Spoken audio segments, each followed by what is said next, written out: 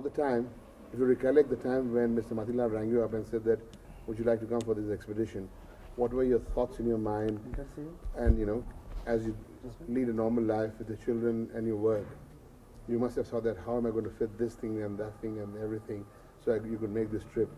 Now please tell us, start from there and tell us about your excitement or disappointment of joining the group and the week that has gone by just now. Well, it was not Mr. Matilal who called me and told me about this trip to start off with. It was Hormuz, who edits the Autocar magazine. And the moment he told me about it, I was extremely excited. Started juggling my life upside down to get to go on this trip. And at first thought it was only a week that I could make. And I called Mr. Matilal and spoke to him, and he immediately said, look, it's not possible for a week.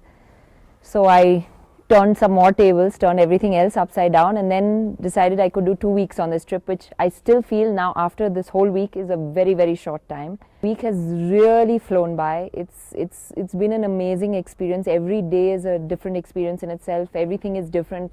Every landscape is different. Every scenery is different. And the drives are really wonderful.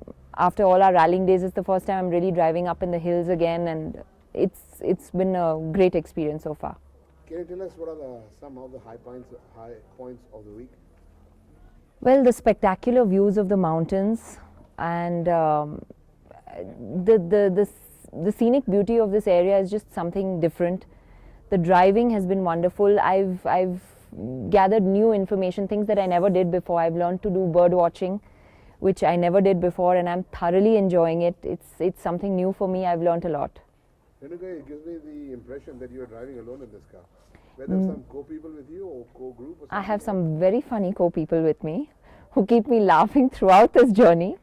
And it's been interesting because everybody's different. It's from different backgrounds, except for my dear Sheru. Have you learned something from this trip outwardly and inwardly? Can you give us some details about it? Well, inwardly I've learned that one must learn to make time for themselves and do the things they really enjoy doing, more than just catering to everything and everybody. And well, outwardly, like I told you, I've learned bird watching. I've learned so much more about nature than I have known before, and I've seen so much more than I ever have before.